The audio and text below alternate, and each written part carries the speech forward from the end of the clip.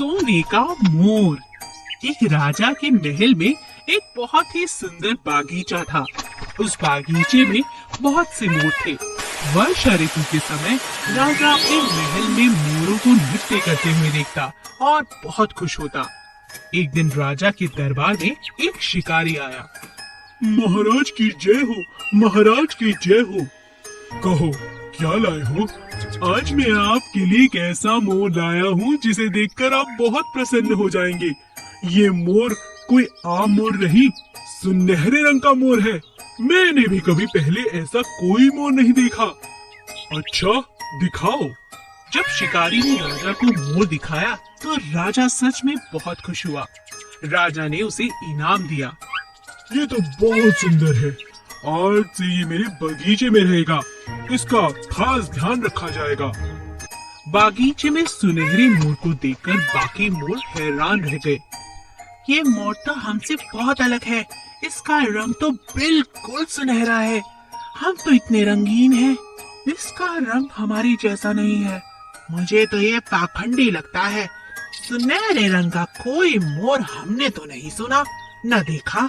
सभी मोर उससे दूरी बनाने लगे।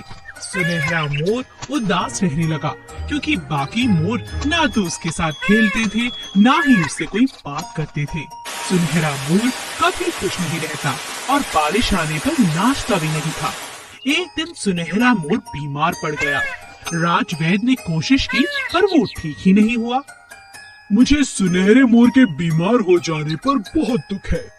सुनहरे मोर के बीमार होते ही बाकी मोर भी बहुत दुखी हो गए। फिर एक एक करके वो सब सुनहरे मोर को मिलने आने लगे। अरे भाई, ये सुनहरा मोर तो बिल्कुल भी घमंडी नहीं है। चलो इससे बात करते हैं। कैसे हो दोस्त? कैसी तबीयत है तुम्हारी? सभी मोर सुनहरे मोर के पास आते और उसका हाल चाल पूछते।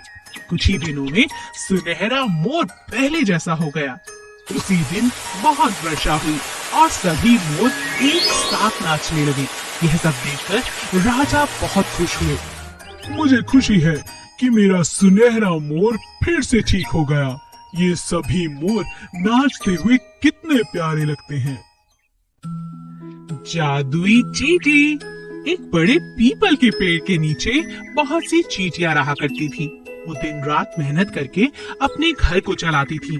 सब लोग मिलकर एक साथ मेहनत करके खूब सारा खाना इकट्ठा करते।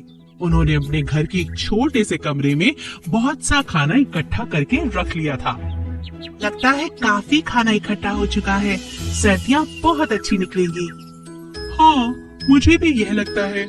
पर माँ कह रही थी हमें और खाना चाहिए होगा। बरसातों में हम बाहर नहीं निकल पाएंगे। बरसातों में? हाँ, बरसातों में तेज बारिश होती है तो हमारे घर में भी पानी भर जाता है और उस समय तो कहीं जा भी नहीं पाते। अपने आप को बचाना भी तो बहुत मुश्किल हो जाता है। कितनी सारी चींटियां तो बहकर ही मर जाती हैं। अच्छा, तो हमें इससे बचने के लिए कुछ करना चाहिए, पर हम कुछ नहीं कर पाते। एक दिन चींटी कहीं जा रही थी। उसने देखा कि पेड़ के नीचे एक जादूगर बैठकर जादू का खेल दिखा रहा है। वो भी वहीं बैठकर खेल देखने लगी। देखो बच्चों, मैं इस कबूतर को जादू से गायब कर दूंगा और फिर ये मेरी टोपी में से निकलेगा। हाँ, लगता है जादूगर बड़ा मजेदार है। ये बहुत कुछ कर सकता है। क्यों ना मैं इससे मदद मांगूं? जब खेल खत्म हो गया और जादूगर अपने घर जाने लगा, तभी चींटी उस जादूगर के ऊपर चढ़ गई। जब जादूगर उस चींटी को नीचे गिराने लगा, अरे तुम मेरा पैर क्यों नहीं छोड़ रही हो? क्या तुम मुझसे कुछ बात करना चाहती हो? तो चींटी बोली, हाँ जादूगर जी, मुझे भी आपकी जादुई शक्तियाँ चाहिए।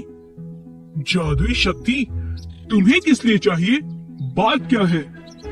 जादूगर जी, जब भी बरसातें होती हैं तो मेरा घर पानी में डूब जाता है और बहुत सी चींटियां मर जाती हैं।